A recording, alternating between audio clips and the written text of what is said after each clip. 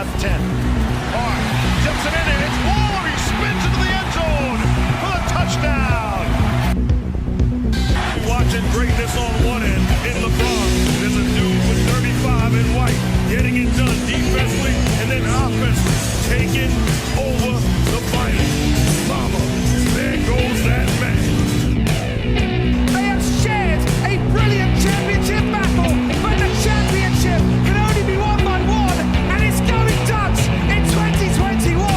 Max Verstappen, for the first time ever, is champion of the world.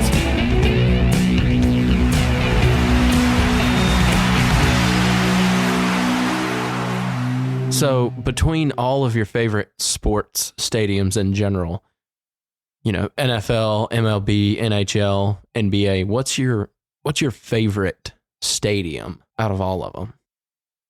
Well, if that's like the credentials, then I would have to say my two favorites are the Superdome and the Green Bay Stadium, Lombardi, whatever. Yeah, Lombardi Field. Yeah, Lombardi Field. That's my favorite one so far.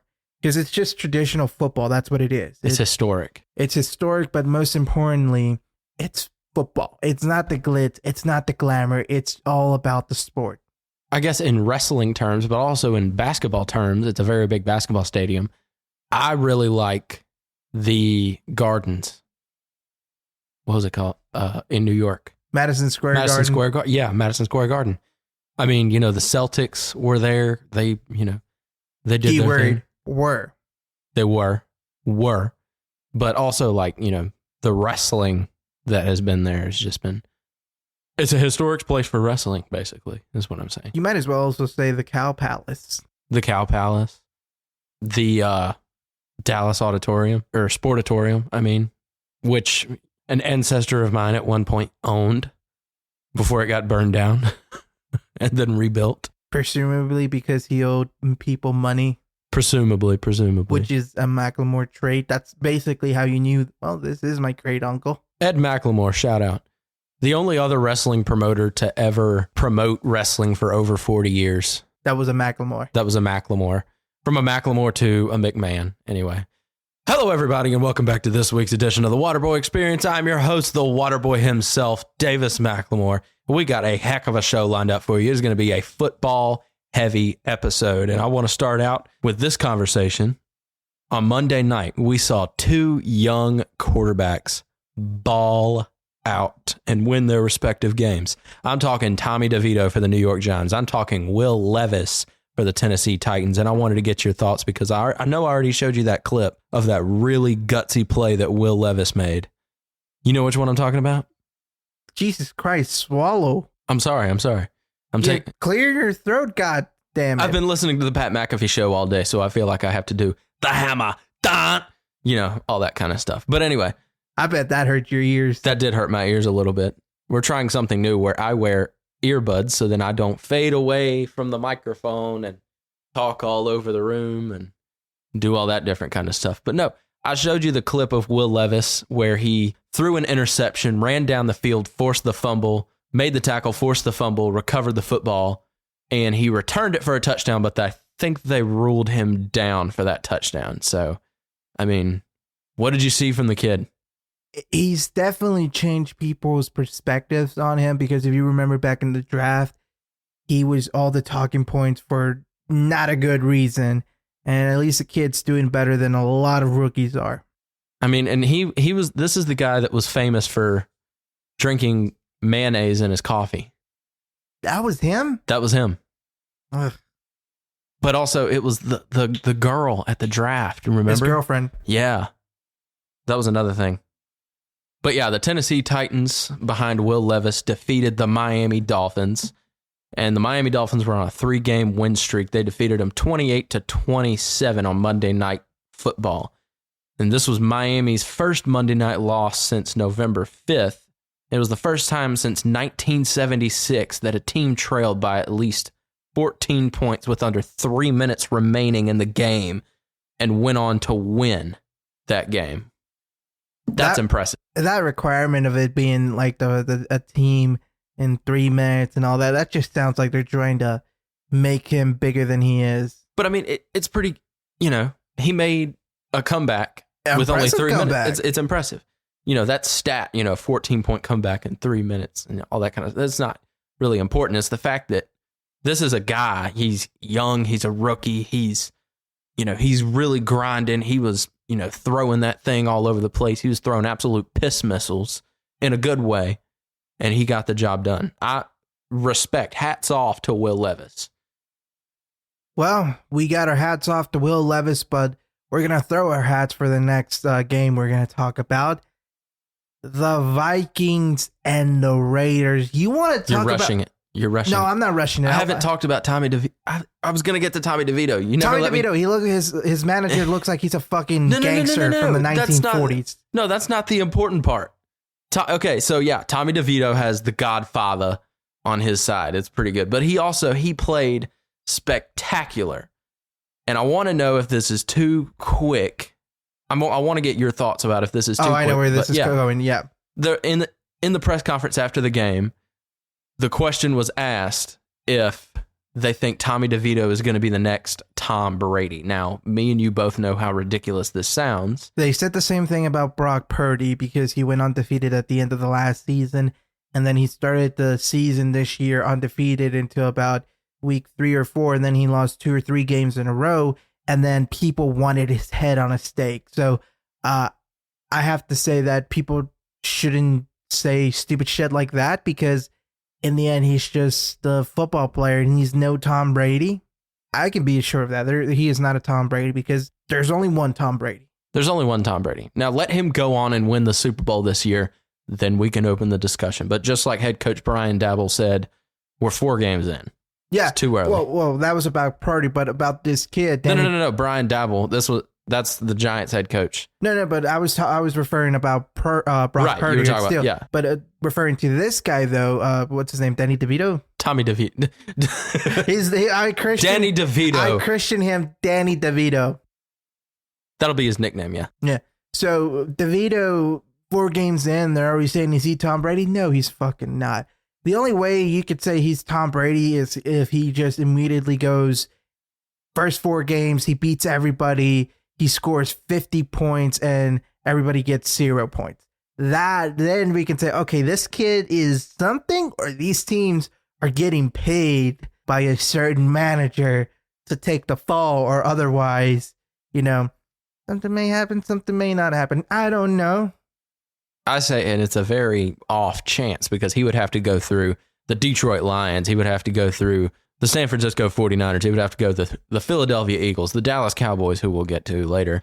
He would have to go through all them to get even to the Super Bowl. And if he won the Super Bowl, only if he won, then I think would be the appropriate time to be like, okay, is this guy not Tom Brady, but is this guy legit? Well, if you want to compare it to Tom Brady, you have to wait until he's 2 or 3 Super Bowls in before you can even say that.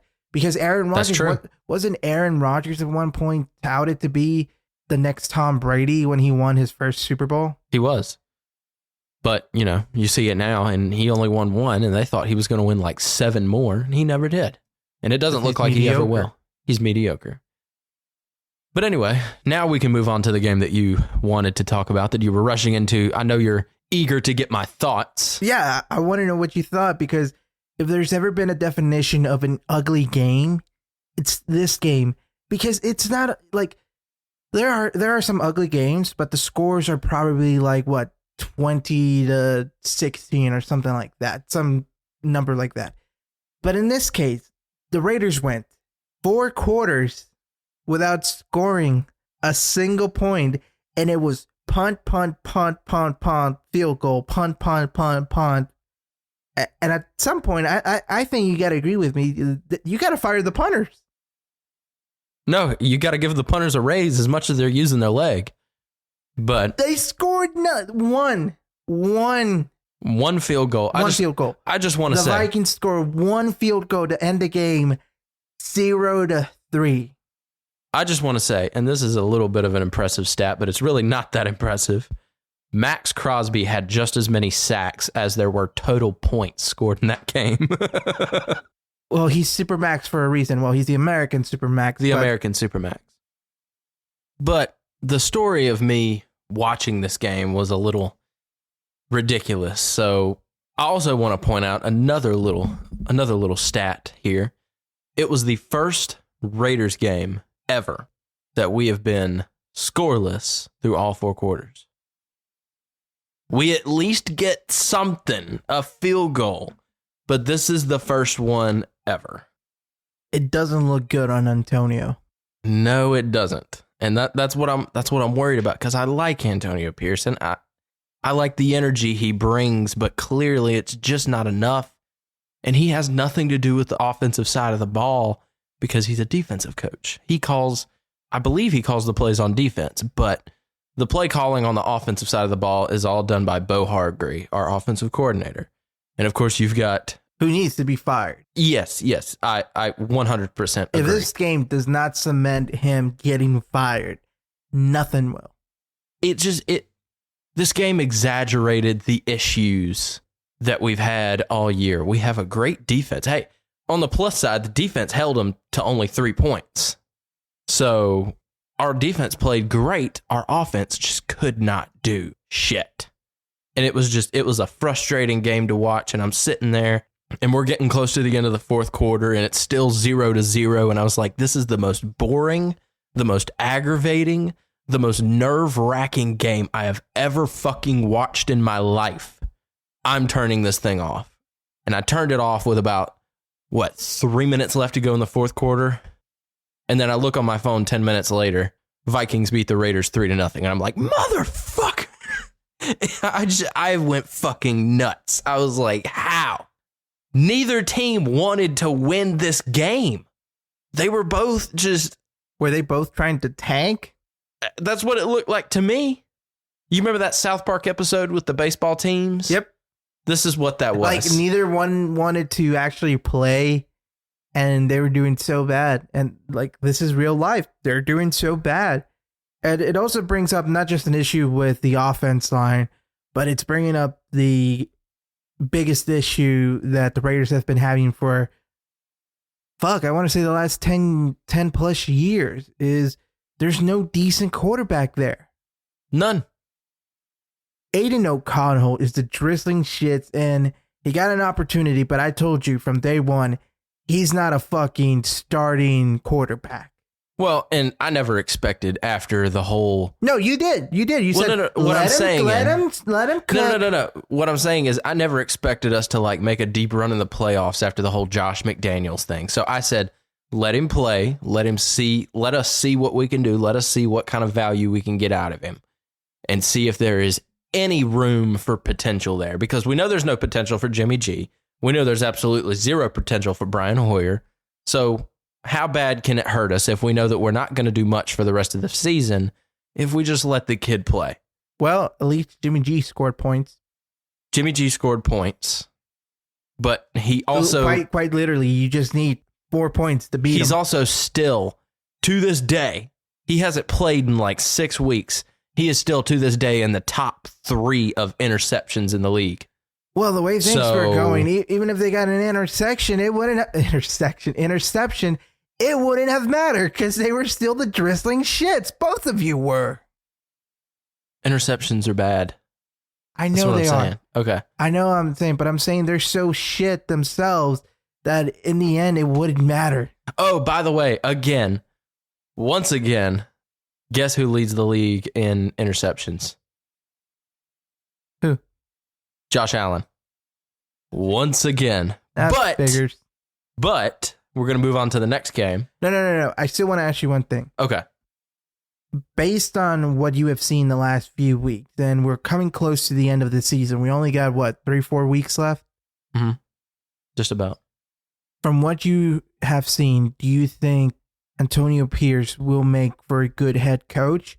Or do you think that his mentality on being a defensive coordinator coach, do you think that's going to hold you guys back because he doesn't have an offensive mind? And I think in this game, when you really needed somebody to think quick on the offense side, we saw that the Raiders failed. Of course, the Vikings did not do any better themselves, but imagine if this game would have been played against the Chiefs, the Lions, the Broncos, for God's sake. It would have been a lot worse. The other team could have probably beaten Miami's Oh yeah, the 70. yeah. Yeah.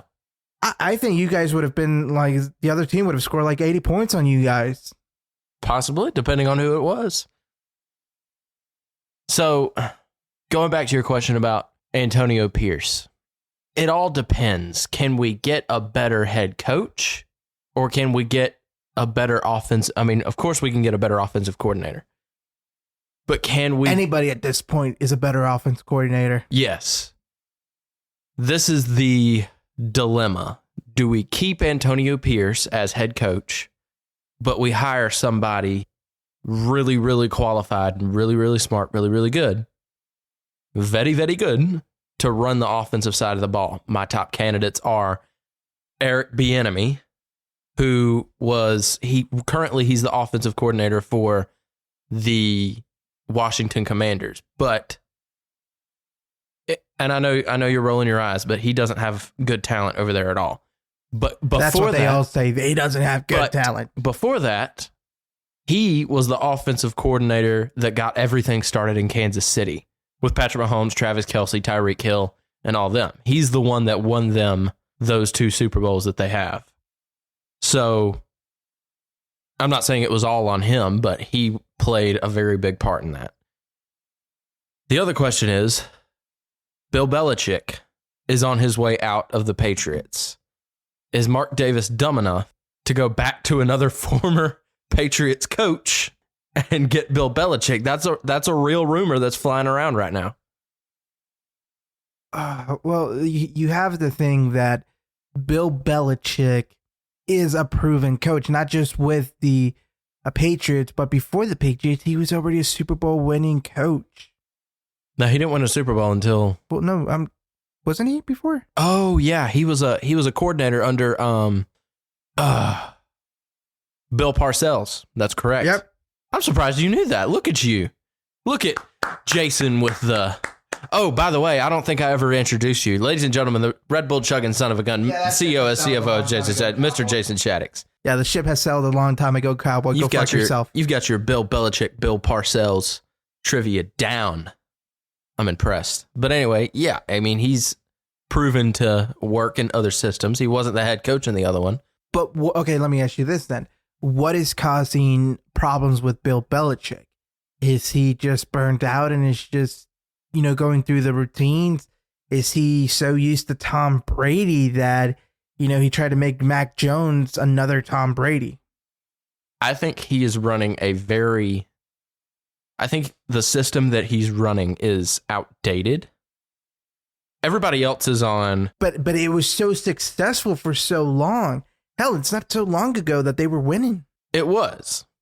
But as the game evolves, as these teams get better, they develop ways to shut certain things down. It's kind of like the conversation we had the other day about the tush push, where the smart way to do it is you develop ways to stop what's really successful, and then it goes on to the next thing, and then you stop that, and then, that's why the game keeps on changing. And it feels like Bill Belichick is still using these schemes. They worked really well with Tom Brady, but without Tom Brady, when you have a Mac Jones instead, it's not the same. Mac Jones is not a great quarterback. I don't care what anybody says. Look, nobody is disputing the fact that Mac Jones is nobody is disputing. Nobody's going to stand up and argue with me. I mean, it's not the same. Well, the thing is, he is going to have Tom Brady as an owner. And then that's another possible thing that people are talking about. What if you bring Tom Brady in as the offensive coordinator? Would it translate well? Because we've seen a lot of players go on to be coaches that are not very good. Deion Sanders. But then we've seen a lot of players that go on to be really good head coaches, like Dan Campbell. So I don't know. I think you just got to give him to the local Pedal School District football coach. You got to give him the job as head coach and let him coach a football team there. And if he can take that team to the state champions, then let me tell you what, he might be able to take the Raiders into at least scoring a point. It's a very different ball game. By the way, ladies and gentlemen, welcome back Marcus Boyles to the Pedal High School. Didn't he retire? it was either he retired or he went somewhere else. But No, they he brought him back. retired. I swear to God, he retired. Back to the Antonio Pierce question. I don't know what they're going to do. The problem is if you go out and try to get a better head coach, who is there that's out there that's willing to make the jump? And most importantly, are you willing to once again offer them a ridiculous amount of money and then have it bite you in the ass? Not once, not twice, but 3 fucking times, because this would be the 3rd time that Mark Davis would get fucked. John Gruden, the lawsuit, even though he settled, I'm pretty sure he settled for at least half of what he was owed, at the very least. And then you have McDaniels, who, 80 million was reported, plus whatever he spent on Jimmy G. So that's the question. Do you want to get, first off, do you want to get another head coach? Do you think Antonio Pierce is not good enough? And then do you actually want to risk spending more money and getting fucking bitten in the ass by it? Because that's what happened to Mark Davis twice already. It's happened to him multiple times. I mean, and he's made the same decision multiple times, because we go back, we look at when Jack Del Rio was our head coach. We went 10-7 and we went into the playoffs. Derek Carr was hurt and we lost in the first round of the playoffs, but everything was looking up. We were loving Black Jack Del Rio. Everybody was calling him that. John Gruden starts showing interest in coming back in the league, and we hired John Gruden. And say what you will about John Gruden, we didn't get a good return out of that. I think and that's when Rich Bisaccia came in. I think what you said about Bill Belichick is true about Gruden. Outdated system. I don't disagree. But we did the same thing with Jack Del Rio that we did to Rich Bisaccia. Rich Bisaccia brought us back to the playoffs again. And we started rolling. Things were looking up. And then Josh McDaniels wants a spot. And then we hired Josh McDaniels. And you were high. We didn't get the return. And you were high on that McDaniels train, because I was very much against the idea. And I was telling you, look, Rich is your guy. He's not the best football-minded coach ever, but he can rally up the troops and he knows enough about football to get you a playoff spot. Yes. And I think we cannot make the same mistake here that we have in the past. But here's the thing. I think Antonio Pierce should be our guy. But here's the thing. A lot of people will point out the fact that Rich did go on a 5-game losing streak, which is fair enough. But again, he was picking up the pieces after Gruden just out of the blue retired. Well, quit, forced to step down, whatever you want to call it. He was outset out by Roger Goodell. So he was literally like, oh shit, I have to pick up the pieces and start from scratch. Okay, gotta fucking do it. And it took him 5 weeks, but he still managed to get to the playoffs. The problem is with Antonio Pierce, you could see the writing on the wall from last year, and you're telling me he did not prepare at all, and was like at least during the 3rd game of the season, didn't he go, you know what, this fool is going to get fucking fired, I better prepare. Yeah, he doesn't prepare. But the thing is, Rich Bisaccia was much more well-equipped to take a team into the playoffs, talent-wise, than Antonio Pierce is now. Antonio Pierce does not have an offense. He doesn't have a quarterback. We had a quarterback. Say what you will about Derek Carr. By the way, New Orleans, how are you liking Derek? They're not liking him at all. They want their money back. But, Derek Carr was rolling back then. We had Darren Waller. We had Devontae Adams. We were ready to go to the playoffs. And so Rich wasn't starting off from a completely clean slate. He just took what he had and elevated it. That's true. Antonio but he still Pierce went on a 5-game losing streak, though. That's the thing. He did. Because the thing is, like I told you, Antonio Pierce had the foresight to realize that McDaniel was going to get fired, whether it was at the end of the season or midway through the season. And it was looking like it was midway through the season. So he had time to prepare. The stuff about Gruden came out almost immediately, and almost immediately he was fired. And Rich was put in, and it was literally like, well, we have this burning house. Firefighters are not here, so good luck putting it out. I'm going to piss on it and see if I can get it out. And he put that fire out. He had a mega pistol right there. And then Josh McDaniels came behind him and lit that fire back up. But in that analogy, Antonio Pierce is doing what he can to put out the fire. And he's going to have to. But it's not enough. It's not enough right now. It's still early. I think he needs a good draft. We need to find a quarterback. And my number one candidate for the next Raiders quarterback, and we're going to give him a congratulations on winning the Heisman Trophy as well. Ladies and gentlemen, LSU's Jaden Daniels. He won the Heisman. He's not here. I was making you think he was here, wasn't I? No, you were expecting me to clap, but Oh no, you weren't I don't clapping. fucking care who he is. Well, he won the Heisman. He had historic numbers. Joe Burrow won the Heisman when he was at LSU. He had better numbers in every single category than Joe Burrow had. How's Joe doing? And Joe made it to a Super Bowl. How's Joe doing? Joe's not doing great. But Exactly.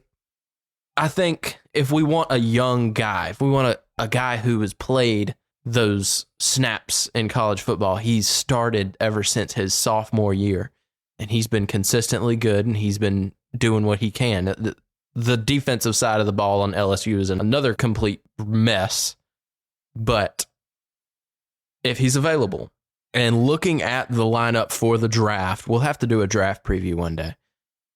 Looking at the draft lineup, I think that he should be available. And they asked him the other day, between Las Vegas, Baltimore, Washington, D.C., Cleveland, and Chicago, I believe it was. They didn't ask him which team he would want to go to. They asked him, which city is your favorite? And he smiled and he said, Las Vegas. If you want to be a Raider, come be a Raider. We'll have you. You want to throw to one of the greatest wide receivers of all time? Come be a Raider. You want to know the crazier part? What? Before he was at LSU, in his freshman year, I believe, he was at Arizona State. And he had a close connection with one of the coaches over there. Can you tell me the name of that coach that was at Arizona State? Pierce. Antonio Pierce. He's familiar with him. He knows how he runs. He knows how he does things. So I'm excited to see if we pick him up. I would love to have him and at least see how it goes. I'm not saying he's going to ball out, but I want to say this is a shot.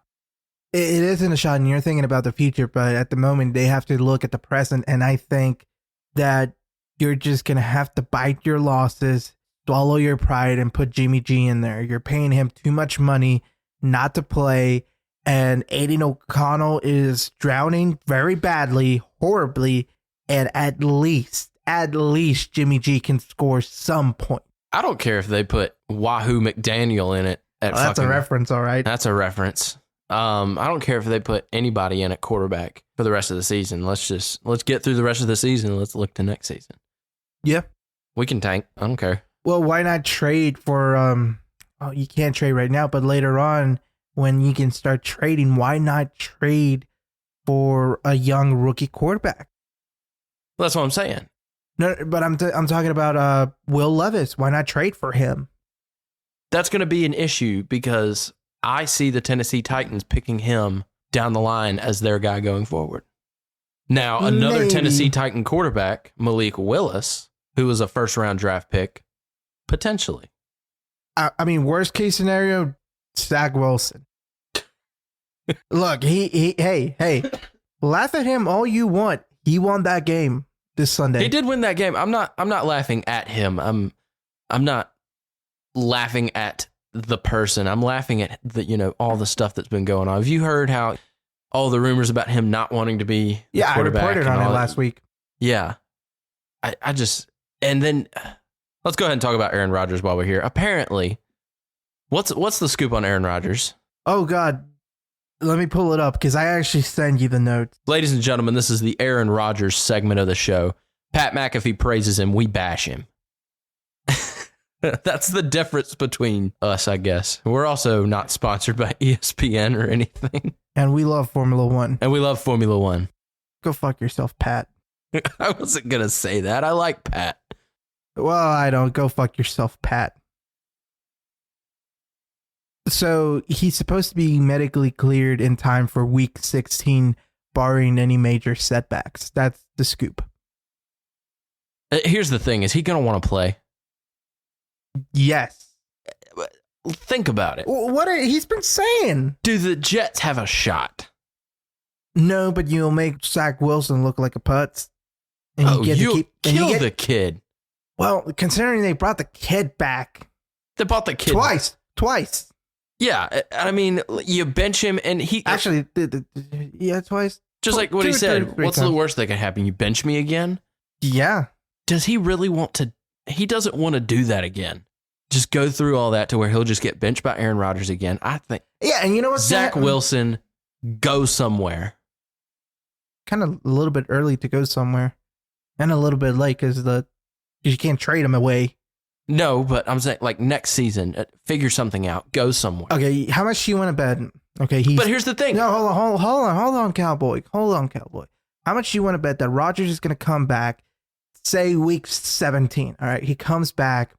The Jets put him in. He comes out. He's got a smile on his face. He's grinning from ear to ear. They give him the football. He has the football in his hand. He's about to throw it. He gets taken down, and once again, his Achilles heel snapped because he didn't rehab it enough. Or it's the other leg. Or it's the other leg. If it's the other leg, oh. But then they go, okay, Zach, please. We're begging you. I'm on my knees, for God's sake. Zach, please come back and play. I'll let you sleep with my mother. Oh, hold on a second. Hey, that's enough right there.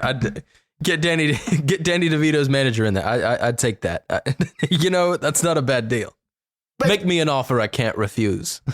But tell me I'm wrong. Tell me that is not, that is a possible scenario. And It's if it does happen, Rodgers' career has to be over. That's a very real scenario. And not only that, especially if you're rushing to get back on the field. I'm predicting right now, if they ask Zach Wilson to come back in that game, I think he will say no. No, I hope he says, so how much is the bonus going to be? No, I hope he says, well, where's your mother?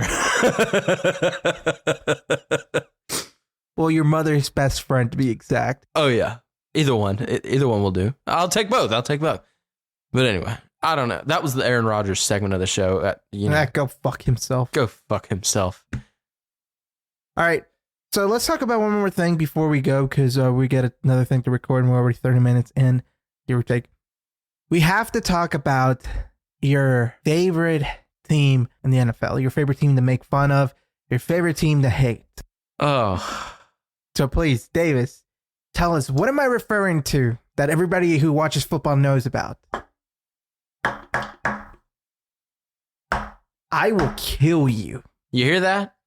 Yes, I hear it, goddammit. I'm hearing it in post-production. That's the sound of Patrick Mahomes banging his helmet onto the bleachers. Did you love seeing that? Did that make you happy? Did that bring a smile to your face just watching him throw an utter fucking hissy fit? It's no different than any other football player who has thrown a hissy fit. Yes, it is, because it's Patrick Mahomes. Oh, go fuck yourself. And the audacity, and he apologized later for it. Yeah, whatever. So basically, the Bills beat the Chiefs. Attaboy Bills, I guess. You're 7-6. You finally gotta win. You do something. Hey, at least they did something right when you needed to. They did something right. But you can't take away from this win, because everybody's pointing to this play where the wide receiver lined up in the neutral zone. His foot was on the line. He was way offsides. Okay, look, I don't agree with you saying he was way No. outside. Look at the picture. He is obviously, there's no arguing. There's no nothing. His foot. His ball, god damn, how big is his balls? I'll even go there. His left nut was lined up with the line of scrimmage. Oh my god. And he ended up, I think he was the receiver that ended up catching the touchdown, and they called it back. They did. And they were like, nope, he was offsides. And they ended up losing that game. Fantastic. Great ending. But Patrick Mahomes And his fans. But Patrick Mahomes specifically, he went to go meet Josh Allen on the field, as most games do. You know, the opposing quarterbacks and all the players and coaches, they meet each other on the field and they shake hands and they do their thing. He leaned in to Josh Allen and he said, "That was a fucking bullshit call." No, it wasn't. And he walked off, and Josh Allen looked at him like, "What the fuck?" Yeah, I saw that. I fucking saw that video. There's no arguing it. That's the It's thing. not. Remember, what was it? A few weeks ago, there was that really bad call. Was it with the Eagle? That really, okay. Full transparency, that really was a bad call. Yeah, that was a bad call where we could both see, okay, I can see why people are for and why people are against it. But this one, there is no black and white. There's one color. You were wrong. Your foot was over the line. As Davis kindly put it, your left nutsack was over the line. If He has two nutsacks? No wonder he's so fast. Wait a minute. I gotta ask because I forget. Was the wide receiver black or white? He's a black guy. Black guy? Yeah. The tip of his penis was over the line. What does that have to do with anything? Hey, look, everybody knows a black man's got a bigger penis than the white man. Okay. So that's what I'm saying. The tip of his penis was over the line. If he was Mexican, it would be Shut the 5 fuck yards up. off the ball. But anyway. Shut the fuck up. So, and then Patrick Mahomes proceeded to throw an absolute hissy fit, a tantrum, if you will, and, slamming things around, throwing shit, doing all that kind of stuff. I think the last time I saw on video, not the last time that it happened, that I saw a tantrum like that was Brady at a Super Bowl. But that's because something happened and they ended up losing because of it. But that was justified. That was somewhat justified, yes. I'm trying to find the audio. Oh, forget the audio. It's just I don't see how Chief fans can go, the ref were against us. The ref were against us, motherfuckers. This is actual audio from Patrick Mahomes throwing a fit. Kermit the Frog, and I told you I want my Kermit the Frog t-shirt. Oh, well, no reason to get emotional. I'm not even... That's what it sounded like in real time, by the way. So Kermit threw a fit, and that was the end of it. Hats off to the Bills. They did nothing wrong. They played a great football game. Oh, they did. It's just... Sorry, Josh Allen, that we dragged your name through the mud earlier today. If only the Chiefs wide receivers had hands. They're still running that charity? And they didn't have testicles, then maybe you would have... Or the tip of a penis. Or the tip of a penis. Or a leg. Then maybe they would be something. So you're telling me we're going to get the first legless wide receivers in the NFL history with the Chiefs next week? Make sure you get the right legless. They're all going to have their leg cut off. The other thing that I wanted to talk about very briefly, gloss over it. The Lions suffered a tough loss to the Bears. We talked about my loss. We got to talk about yours. What the hell happened? Our offense was the shit. Jesus Christ. We lost to the Bears. Yeah. That was very tough. And then one more other thing. The last thing I wanted to talk about as far as football. The Eagles suffered another blowout loss to the Dallas Cowboys. Now, we have to, oh God. We have to have a serious conversation. No, absolutely not. Not in a million years. They're going to choke on the first fucking game of the playoffs. You know it. I know it. They know it. Let's move on. They beat the Niners and they beat the Eagles.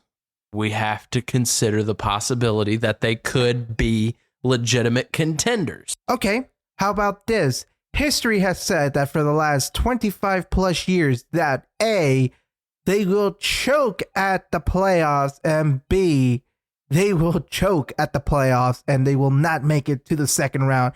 Fuck it. I'm going to extend it. They're not making it to the Super Bowl. I think if they had another shot against the 49ers, then they wouldn't win that game. How about this? I'll make a deal with you. Let's leave it at time will tell. Time will tell. All right, one more thing right before we go off, because it's actually a big news. It's the biggest contract in U.S. sports history, probably in the world. Well, I don't know, Messi and Ronaldo. It's one of them. Oh, God, I hate having to pronounce their names. God. Can I try? Yeah, okay. You try, because I don't want to insult the man. He's almost a billionaire. Shohei Ohtani. Ohtani, we'll call him That was pretty good. You give me some credit for my Japanese. Shohei. Yeah. He signed a $700 million contract for the next 10 years. 70. What? Pull it back up. 700 million? Yes, $700 million for the next 10 years. So that's $70. 70 million. But no. Okay. No. It's not. California taxes. No, but he's getting paid $700 million for the next 10 years. The biggest contract in U.S. sports history. That is ridiculous amounts of money, and he's going to play with the Los Angeles Dodgers. Are they still the Los Angeles Dodgers? Yes. They moved. They've moved so many times. But he apparently, the rumor is that the San Francisco Giants offered him a similar deal. I'm really interested in it. I might have to start watching baseball for this guy. But do you know why he got offered that much money? No, I don't. So he's a pitcher, and he's also an incredible, equally as good batter, which is very rare because you're either one or the other. Right. So you're either a better pitcher or a better batter, but he is phenomenal at both. And now that's a rare breed. And now he got offered the biggest contract in U.S. history. Fucking ridiculous. And here's the thing. I don't know how true this is, but I'm going to read something that I saw where it talked about he's only going to get paid about, well, it's actually from Sports Center and ESPN, so it's actually official. But he is only going to be paid $2 million a year for the next 10 seasons. What? As reported by ESPN, $680 million of his $700 million contract will be deferred until the end of his deal, sources tell.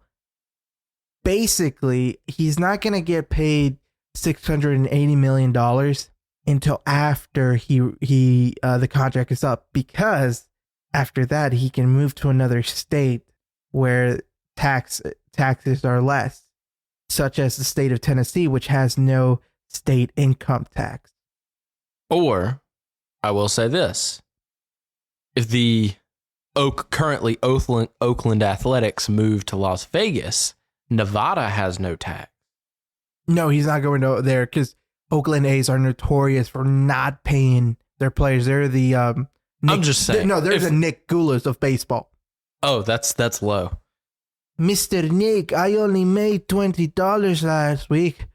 Well, damn, boy. It's not about what you make, it's how much you spend it. That is the motto of the Oakland A's. That's why they're so shit. I don't think there's a MLB team in Tennessee, but I mean, he's just got to get out of California to see all that money. But it's still a lot of money. And am I to believe, I think I heard today, am I to believe that this is all guaranteed? I do believe so. Wow. But he's only going to get the $2 million every year. And then he's going to get $680 million for the next few years. So that's a shit ton of money. Man.